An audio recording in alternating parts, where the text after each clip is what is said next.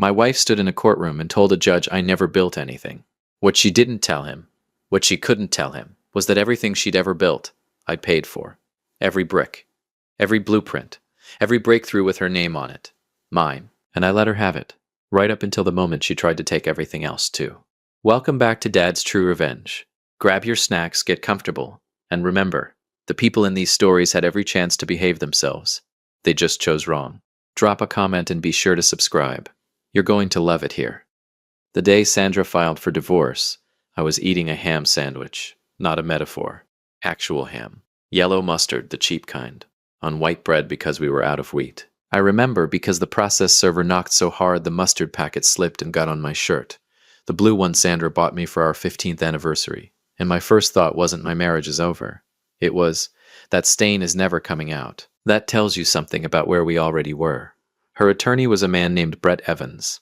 Sharp suit, sharper haircut, the kind of guy who billed $400 an hour and made you feel like you should thank him for it. Sandra had hired him 6 weeks before she served me, which meant she'd been planning this while we were still having Sunday dinners, while she was still asking me to pass the salt, while she kissed me on the cheek every morning like we were extras in a movie about a happy marriage. 19 years. Ham sandwich. Blue shirt. Now before I go any further, and I need you to stay with me here because what happens in that courtroom is going to rearrange something in your brain. Let me tell you exactly who Sandra Peterson thought she was divorcing. She thought she was divorcing a man with nothing. And technically, she had receipts. George Peterson, no property in his name, no patents, no business registrations, no published work, no titles, no credentials, no corner office.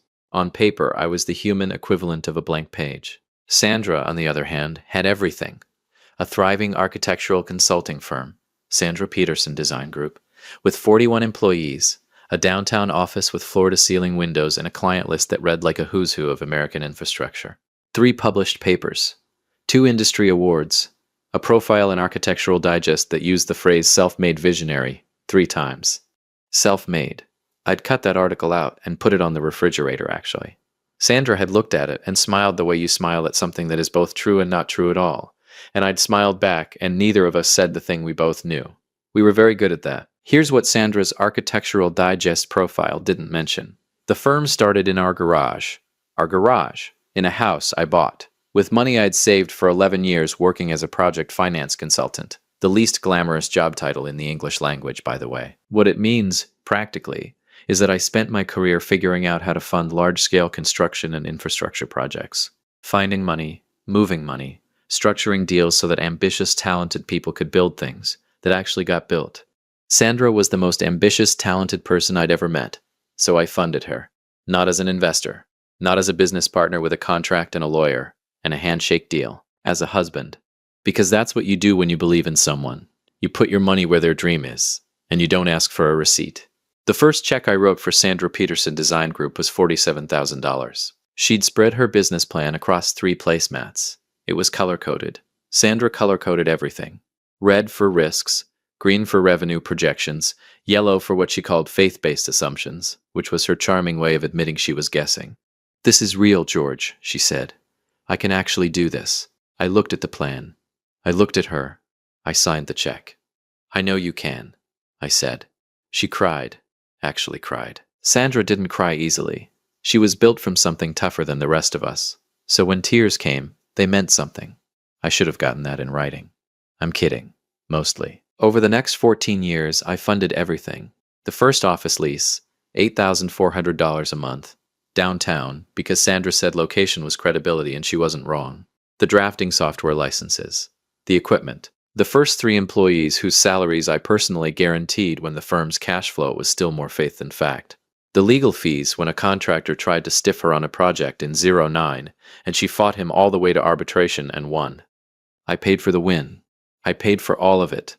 And here's the part that sounds insane but made complete sense inside a marriage. I didn't mind. That was the deal we'd made without ever making it official. Sandra was the builder. I was the foundation. She got her name on the blueprints because she'd earned it. Her talent was real. Her vision was real. Her work ethic was something I genuinely admired for most of our marriage. The money was just the thing that made it possible. And I never once thought she'd use that arrangement to bury me. The divorce proceedings began on a Tuesday in October. Judge Raymond Whitfield presiding. A broad-shouldered man in his 60s, with a salt and pepper beard and the measured calm of someone who'd seen every variety of human catastrophe and had long since stopped being shocked by any of it. David Chester, my attorney, sat to my left. David was the kind of man who looked permanently underdressed regardless of what he wore. Today it was a perfectly fitted charcoal suit, and he still somehow looked like he'd rather be fishing. Don't let that fool you. David Chester had never lost a case that mattered. He told me one thing before we walked in. Let them go first. Let them build the ceiling. Then we'll show the judge there's no floor. I didn't fully understand it then. Brett Evans rose like a man who'd already won. Your Honor, he began, this is, at its core, a simple case. He smiled. Lawyers who say this is a simple case are never talking about a simple case. Sandra Peterson built a business. She built a career. She built, from nothing, one of the most respected architectural consulting firms in this region. He let that breathe. George Peterson contributed nothing to that enterprise. No labor, no expertise, no intellectual capital he has in fact, no verifiable professional output of his own to speak of. He opened a folder. What he does have is a pattern of transferring significant funds from joint accounts into the operating accounts of Sandra Peterson Design Group. Transfers which he will likely characterize as investment or support. He said both words like they were mildly embarrassing. Your Honor, these were not investments. There was no agreement, no equity arrangement, no promissory note. Under the law, money transferred between spouses into a joint marital enterprise constitutes a marital contribution, one that Sandra Peterson has already been credited for in the asset valuation. He closed the folder. In plain English, he moved money around. She built something with it. The business is hers. The IP is hers. The reputation is hers. Mr. Peterson is entitled to his share of the liquid marital assets, and nothing more. He sat down. I looked at Sandra. Sandra was looking at the table in front of her, not at me. She used to look at me like I was the answer to a question she'd been asking her whole life. Now she was studying a mahogany tabletop like it owed her something. Mr. Chester, Judge Whitfield said. Response? David stood slowly. He had a single yellow legal pad, one pen. He looked almost bored. Your Honor, the defense will demonstrate that Mr. Peterson did not simply move money. He structured, financed, and in several cases personally guaranteed every major phase of growth at Sandra Peterson Design Group, from its founding capital through its most recent expansion. We will further demonstrate that this was not a casual marital contribution, but a deliberate documented financial architecture that made the business not only possible but viable. He paused. We will also demonstrate that Mrs. Peterson was aware of this, in writing, on multiple occasions. Brett Evans' pen slowed down. We have documentation, David continued almost gently, that Mrs. Peterson's own words, in emails, in text messages, and in one particularly candid voicemail from March of 2019, described Mr. Peterson as, and I'll quote directly, the reason any of this exists. Silence. Brett leaned over to Sandra and whispered something. Sandra whispered back. I watched Brett's expression change, just slightly, just around the eyes, in the way that expressions change when someone tells you something you were hoping wasn't true. I looked straight ahead. Here's what I want you to understand about those 19 years. I was not a saint. I was not a martyr. I didn't fund Sandra's dream out of some noble, selfless, made-for-television love. I did it because I believed in her, yes, but also because watching Sandra build things made me feel like I was part of something that mattered. I had the financial mind. She had the vision. Together we were, for a long time, something genuinely remarkable. The marriage broke down slowly, the way things do, not in explosions, but in silences. In dinners where we talked about logistics instead of dreams. In anniversaries that felt like checkboxes. In the growing quiet realization that Sandra had stopped seeing me as her partner and started seeing me as her history. Something she'd outgrown. I felt it before I could name it. I named it around year 16. I stayed anyway, because I am either loyal or stupid, and the line between those two things is thinner than anyone admits. But here's what I did not anticipate. I did not anticipate that when Sandra decided to leave, she would leave the way she did. Clean. Surgical. With Brett Evans and 26 exhibits and a narrative so neatly constructed that I, George Peterson, the man whose money built every single floor of that downtown office, would be standing in a courtroom, being described as a man who never built anything. She didn't just want the firm. She wanted me to walk out of that courtroom with nothing but the liquid marital assets, which, after her attorney's creative accounting, amounted to roughly $340,000, against a business valued at $14 million. She wanted me to take $340,000 and call it even, and smile about it. Recess was called at 11:40 a.m. I stood in the hallway outside courtroom 4, loosening my tie, and my phone buzzed. My daughter, Rachel, 23 years old, sharp as a blade, currently furious at her mother in the particular way that only daughters who've watched quietly for years can be furious. "How's it going?" I typed back. "They said I never built anything." 3 dots. Then, "Dad, tell David to open the emails." I smiled for the first time all day. "He knows," I typed. "Good, because Mom's about to find out what happens when you erase someone." I put the phone in my pocket. David appeared beside me with 2 cups of terrible courthouse coffee. "They're rattled," he said quietly. "Brett didn't know about the voicemail," I said. "No," David said. "He didn't." We stood there drinking bad coffee in a courthouse hallway. "How much did she tell him?" I asked. David looked at me over his cup. "Enough to win if we had nothing. Not enough for what we have." He said it simply, like a weather report. "After lunch," he said, "I start presenting, and George," he paused. "I need you to do exactly one thing when her face changes." "What's that?" "Nothing," he said. "Do absolutely nothing. Don't smile, don't nod. Don't you dare look satisfied." He took a sip. "Let the documents do it." I nodded. We went back inside. And that afternoon, Your Honor, that's when it all unraveled. Because David Chester opened a banker's box. And Brett Evans saw what was inside it. And Sandra Peterson, for the first time since this whole thing began, looked at me. Really looked at me. And I thought about the kitchen table, the color-coded business plan, the check for $47,000, the way she'd cried. And I thought, you knew. The whole time, Sandra, you knew exactly what I built. This is where the box opens. If you've made it this far, do us one quick favor. Subscribe. A lot of people watch without ever doing it, but it costs you nothing and means everything to us. Thank you, genuinely. There's a moment in every courtroom and every marriage where the truth stops being a feeling and becomes a fact, where it stops living in your chest and starts living on paper. I'd waited 14 months for that moment. 14 months of Sandra's attorneys calling me financially reckless, emotionally absent, and professionally invisible. 14 months of nodding and saying nothing. The banker's box had 14 years in it, and David Chester was about to crack it open like it was nothing. The box wasn't dramatic looking. That's the first thing I noticed when the court officer wheeled it in on a small dolly after lunch recess. Standard banker's box. Cream-colored. The kind you buy in packs of 10 at any office supply store. It had a label on the side in David's small, precise handwriting. Peterson v. Peterson. Exhibit Supplemental A. 1 box. Brett Evans looked at it the way you look at something you're trying to decide is a problem. His jaw didn't drop. His eyes didn't go wide. He was too professional for that. But I'd been watching people process financial information for 20 years, and I knew what recalculation looked like on a human face. Brett was recalculating. Sandra was not looking at the box. Sandra was looking at her hands. "Mr. Chester," Judge Whitfield said, settling back into his chair with the energy of a man who had cleared his afternoon. "You may proceed." David stood, buttoned his jacket once, walked to the box like it was a piece of furniture he'd owned for years. "Your Honor, I want to start with a number." He turned to face the room. 14.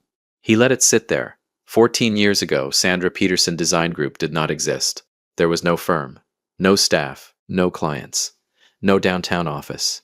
There was a woman with extraordinary talent, a color-coded business plan, and a husband who believed in her enough to write a check that most banks wouldn't.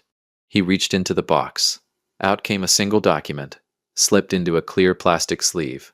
Plaintiff's Exhibit Supplemental 1. A personal check dated September 14, 2010. Drawn from the personal account of George Raymond Peterson. Made out to Sandra Peterson Design Group, LLC. He walked it to the judge's bench. For $47,000. Judge Whitfield looked at it. "This," David continued, "was the founding capital of the firm Sandra Peterson is currently valuing at $14 million. He paused just long enough. George Peterson wrote it on a Tuesday evening at a kitchen table. No contract. No equity agreement. No legal instrument of any kind. Another pause. Because it was his wife. And he trusted her. I heard Sandra exhale beside her table. Brett wrote something on his legal pad. David went back to the box. Here's the thing about 14 years of financial records. They tell a story that no one can argue with. You can dispute intentions. You can reframe motivations. You can stand in a cream blazer and describe your husband as a man who moved money around without purpose or vision. But you cannot argue with a check. You cannot argue with a wire transfer confirmation. You cannot argue with a signed lease guarantee, a payroll advance record, or an email from a wife to her husband that says, and I'm paraphrasing here, but only barely, without you none of this would be standing. David had all of it. Every single piece. Exhibit Supplemental 3, David said, placing another document before the judge. Office lease for 1240 Commerce Boulevard, Suite 400. Signed October 2011. The personal guarantor on this lease, meaning the individual legally responsible if payments were not met. He tapped the document. Is George Peterson, not Sandra Peterson Design Group LLC. George. He looked at Brett. A man, I'm told, who never built anything. Brett shifted in his seat. I didn't smile. I did not smile. Exhibit Supplemental 5 through 9, David continued, now moving with a rhythm that felt almost musical. 5 separate payroll advance records from 2012 through 2014, totaling $218,000, transferred from George Peterson's personal accounts directly to Sandra Peterson Design Group's operating account during periods when client payments were delayed and the firm could not make payroll. He set them down one by one. Jennifer Marks. Currently Sandra's Director of Operations. She got paid because of these transfers. Todd Reeves, Senior Architect. Same. Michelle Carter, Office Manager of 11 years. He placed the last one down softly. Same. He let that land. 41 employees. 14 years. The math was doing its own talking now. Brett Evans stood. Your Honor, I'd like to object on the basis that... On what basis, Counselor? Judge Whitfield asked, not unkindly. Brett paused. The relevance of these transfers to the current valuation of... They are directly relevant to the question of who built what, Mr. Evans, which is, as I understand it, the central claim your client made this morning. Judge Whitfield looked at him steadily. Sit down. Brett sat down. I had always liked Judge Whitfield. David reached into the box again. This time he came out with a manila envelope, sealed. He broke the seal in the courtroom, which I knew he'd staged because David Chester did not do anything accidentally. Exhibit Supplemental 11, he said. Email chain. Between Sandra Peterson and George Peterson, dated March through July 2019, the period during which Sandra Peterson Design Group was negotiating its largest contract to date, a $6.2 million infrastructure consulting deal with Harmon County Municipal Authority. He placed printed copies before the judge and offered a copy to Brett. Brett took it like it might bite him. I already knew what was in it. I'd lived it. March 4th, 2019. Sandra to George. The Harmon County people want a performance bond. $800,000. The firm doesn't have it liquid right now. I need you to post it. I know it's a lot. I know I keep asking. But this is the one, George. If we land this, we're untouchable. March 4th, 2019. George to Sandra. March 5th, 2019. Sandra to George. I don't know what I'd do without you. Genuinely. You know that, right? You are the reason any of this exists. David read that last line aloud. Slowly. You are the reason any of this exists. He set the paper down. The courtroom was very quiet.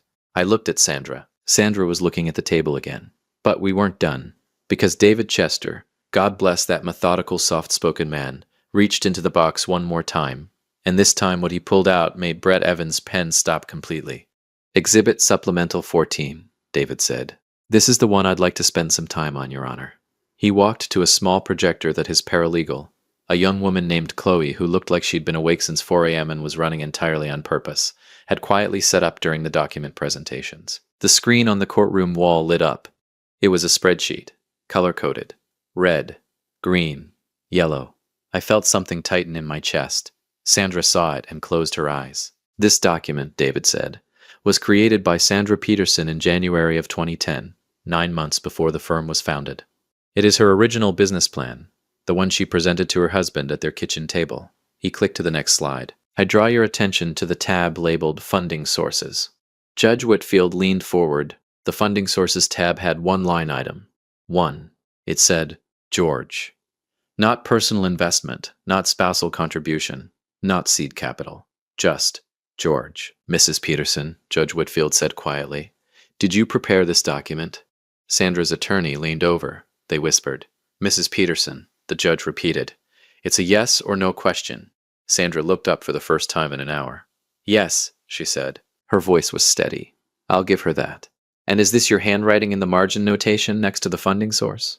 David clicked to the next slide. The margin notation was enlarged. It said in Sandra's looping cursive, G will handle it. He always does. The courtroom was so quiet I could hear the ventilation system. Now, and listen, because here's where it gets complicated in the way that real life always gets complicated. I want to be honest with you about something. I didn't enjoy this. I know how this kind of story is supposed to feel. The wronged man vindicated, documents flying, the lying spouse finally exposed. Clean, satisfying. Credits roll. But Sandra Peterson had been my wife for 19 years. I knew how she took her coffee. I knew she cried at nature documentaries, but never at funerals, because she said grief was private. I knew she kept a photograph of her late father in the bottom drawer of her desk at work, and never talked about him. Watching her sit at that table while the best years of our shared life got reduced to line items and exhibit numbers was not, I promise you, the happiest moment of mine. But she had stood in that room and told a judge I had never built anything. She had asked to leave me with $340,000 against a $14 million firm. She had tried to make me disappear. So I sat up straight, and I let David work. Brett Evans called for a recess at 3:15 p.m. Judge Whitfield granted 15 minutes. I walked to the water fountain in the hallway Rachel had texted 11 times. My brother Jim, who'd driven 4 hours to sit in the gallery, appeared next to me looking like a man who'd just watched a very good football game. Bud, he said. Don't, I said. I'm just saying, Jim, don't. He handed me a granola bar from his jacket pocket. Jim always had granola bars. I'd made fun of him for it, for 30 years. I ate it without a word. David appeared, coffee in hand, expression unchanged. They want to talk, he said. I looked at him. Settlement? Brett just asked for my card. That's how they start. I leaned against the wall. 14 months. 14 months of being called reckless, irresponsible, invisible, of listening to my life story get rewritten by a man in a sharp suit. What do you think they'll offer? I asked. David tilted his head. Not enough. First offer never is. He sipped his coffee. But George, we haven't shown them everything yet. I looked at him. The voicemail, I said. The voicemail, he confirmed. I thought about that voicemail. March 2019. Sandra had called me from her car after the Harmon County contract came through. She didn't know I'd saved it. People never think you save things until you do.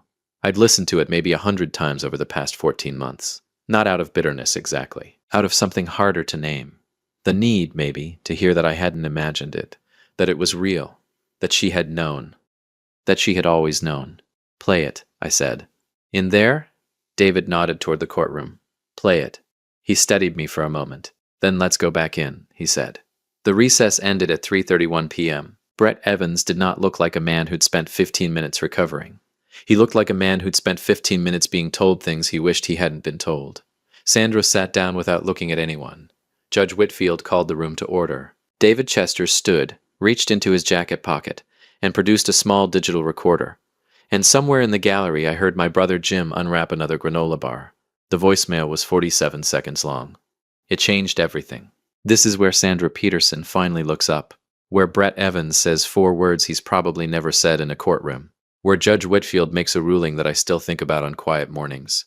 And where I say the one thing I should have said years before any of this began. Stay with me. We're almost there. If you've been listening for a while and want stories like this to keep coming, it really helps if you hit that like button and subscribe. 97% of people never do, but it's what keeps this whole thing running. So, thank you for real. Asterisk, 47 seconds. That's all it was. 47 seconds of Sandra's voice recorded on a Tuesday evening in March 2019, saved to a cloud backup I'm not sure she knew existed. 47 seconds that contained more truth about our 19-year marriage than anything either of us had said in that courtroom all day. I'd listened to it 100 times in 14 months. And now, for the first time, Sandra was going to hear it too. In public. Under oath. With a federal judge watching her face. Asterisk. David set the recorder on the edge of the plaintiff's table like it was nothing remarkable. Like it was a pen, a coffee cup, a granola bar. Brett Evans stared at it. Your Honor, David said, Exhibit Supplemental 17, a voicemail message left by Sandra Peterson on her husband's phone. March 6, 2019. The evening of the day Sandra Peterson Design Group was formally awarded the Harmon County municipal contract. The $6.2 million deal that, by her own firm's financial statements, tripled annual revenue and established the company's current market position. He looked at Brett. We have the phone records confirming the timestamp. We have the cell tower data confirming Mrs. Peterson's location. Her car, parked outside the firm's office. We have the original audio file, the cloud backup, and a certified transcript. He placed all 4 documents on the judge's bench in one neat stack. We're not guessing, counselor. Brett said nothing. David pressed play. And I want to tell you something about hearing your wife's voice in a room full of strangers. Even after everything. Even after 14 months of legal warfare and depositions and a process server and a ham sandwich with yellow mustard. Even then, it does something to you. Something you can't fully prepare for. Her voice on that recording was not the composed cream blazer voice from this morning. It was the kitchen table voice. The color-coded business plan voice. The voice that used to call me from the car just to talk, back when we still did that. George, it's me. We got it. We actually got it. Harmon County just called. It's official. We got the contract. A pause. The sound of her breathing, slightly unsteady. I'm sitting in the parking lot because I needed a minute before I went back inside. I needed to tell you first, before anyone else. Another pause. I know things have been hard lately. I know I haven't said this enough. But none of this, George, none of this exists without you. The office, the people, any of it. You held this thing together when I couldn't. You believed in it when the numbers didn't make sense and I was terrified. And you just kept showing up. Her voice broke. Just slightly. Just at the edges. I don't know how to say thank you for that. I don't think thank you is even the right word. I love you. Okay? I love you and I see you. I see everything you do. I see all of it. The recording ended. 47 seconds. The courtroom was completely still. The kind of still that isn't peaceful. The kind that sits on your chest. I was looking straight ahead at the middle distance, at nothing, at the wood paneling on the far wall, doing what David had told me, doing nothing. But I could feel Sandra looking at me, for the first time all day, actually looking. I didn't turn. Judge Whitfield took a long breath and set down his pen. He looked at Brett Evans. $400 an hour, Brett Evans. The man who'd spent the morning describing me as professionally invisible and financially reckless. Brett Evans looked at his client. And then he looked at the judge, and he said 4 words. 4 words I suspect he had not said in a courtroom in a very long time. We need a moment. Judge Whitfield gave them 10 minutes. I sat at my table. David sat beside me. Neither of us spoke. Chloe, his paralegal, was typing something quietly on her laptop. Jim was in the gallery behind me, and I could feel him physically restraining himself from saying something. At the 8-minute mark, Brett Evans walked over to our table. He didn't sit. He stood with his hands in his pockets, and the specific posture of a man who was accustomed to winning and was currently doing difficult math. David, he said quietly, what does your client want? David looked at me. I looked at Brett. Equitable recognition, I said. Brett blinked. Define equitable. 40% stake in the firm. Valued at current market. Paid out over 5 years at prime rate. My name on the founding documents. Amended retroactively to reflect my financial role. I paused. And a formal correction to the Architectural Digest record. Brett stared at me. The magazine, I said helpfully. The one that called her self-made. George, David said. I know, I said. I'm just making a point. Brett looked at his shoes for a moment. The 40% is less than what a court will award me if we go back in there, I said. Not unkindly. Just factually, the way you read a balance sheet. Brett straightened his jacket. I'll talk to my client. He walked back. I watched Sandra listen to him. Her back was straight. Her hands were flat on the table. She was nodding slowly in the way people nod when they're hearing something they already know is true. She didn't look over at me, but she nodded. We went back in at 4:07 p.m. Judge Whitfield looked at both tables. Has there been any movement toward resolution? Brett stood. Your Honor, the parties have reached a preliminary agreement in principle and respectfully request a 30-day period to finalize terms. Judge Whitfield looked at David. David stood. The defense concurs, Your Honor, pending formal documentation of all agreed terms before this court. The judge nodded slowly. He picked up his pen and made a note. Then he set the pen down again and did something I hadn't expected. He looked directly at me. Mr. Peterson, he said. I stood. Your Honor. He studied me for a moment with the measured expression of a man who had presided over enough divorces to know that the paperwork was never the whole story. In 31 years on the bench, he said, I've seen a lot of people sit where you're sitting. People who were wronged. People who had every right to be angry. He paused. Most of them couldn't wait to show me what they had. Couldn't wait for the moment the other side finally understood. He tapped his pen on the bench once. You sat here all day and said nothing. Let the documents speak. He tilted his head slightly. That's either very disciplined or very wise.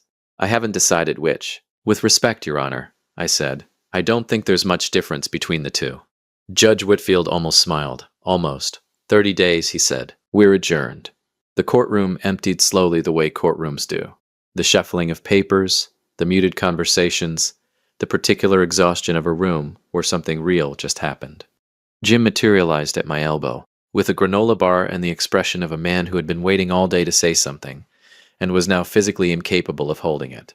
George, go ahead, I said. That was the greatest thing I have ever witnessed in my entire life. It was theater, George. It was theater, George. It was my marriage ending, I said. He stopped, put his hand on my shoulder. Yeah, he said quietly. I know. I'm sorry. And that was Jim. That was always Jim. Loud right up until the moment it mattered. And then, exactly right. I was putting on my coat in the hallway when I heard her. George. I turned around. Sandra was standing 10 feet away. Brett was somewhere behind her, giving us space in the professional way that attorneys give space when they've been told to. She'd taken off the cream blazer. She was holding it over one arm, and she looked, for the first time in what felt like years, like herself. Not the Architectural Digest version. Not the courtroom version. Just Sandra. She looked tired. She looked like someone who'd spent the day hearing themselves described by their own words, and hadn't enjoyed it. I'm not going to ask you to understand, she said. What I did. How I framed it. I'm not going to... She stopped, pressed her lips together. I convinced myself it was fair, that I'd done the work and the money was just the money, I said. Yes, and I was just the money. She flinched, just slightly. It wasn't always. I know, I said, and I meant it. It wasn't always. We stood in that hallway for a moment that had 19 years in it. The voicemail, she said finally. I meant it. When I said it, I know you did. Then why? Because meaning something and acting accordingly are different skills, Sandra, I said. You were always better at the first one. She looked at me for a long moment. Then she nodded. Once. The way you nod when someone has handed you something true and you have no choice but to hold it. The Architectural Digest thing, she said. The amendment to the founding documents. A pause. I'll do it. Not because Brett told me to. Because it's right. I thought about the kitchen table, the color-coded plan, the check for $47,000, the way she'd cried. I thought about the granola bar and the ham sandwich and the blue shirt with the mustard stain that never came out. I thought about 47 seconds. Thank you, I said. She nodded again, turned, walked back toward Brett, and then halfway down the hall she stopped. Didn't turn around. For what it's worth, she said to the middle distance, You built everything, George. She kept walking. I put my hands in my pockets. Jim appeared next to me. You okay? He asked. I thought about it honestly. Ask me in a year, I said. He nodded, handed me a granola bar. I took it. We walked out into the October afternoon, into the cold, clean air outside the courthouse, into whatever came next. And I stood on the top step for just a moment, looking out at the parking lot and the ordinary Tuesday traffic beyond it, and I thought about something Judge Whitfield had said. Disciplined or wise. I still don't know which one I was, but I built something. I know that much. I built all of it. And in the end, in that hallway, in 47 seconds, in a cream blazer held over one arm, Sandra Peterson finally said so. That was enough. It wasn't everything, but it was enough. If you liked this story, join our community by hitting that like button and subscribing for more real, raw, and family-centered stories. And as always, thank you for being a part of this sphere.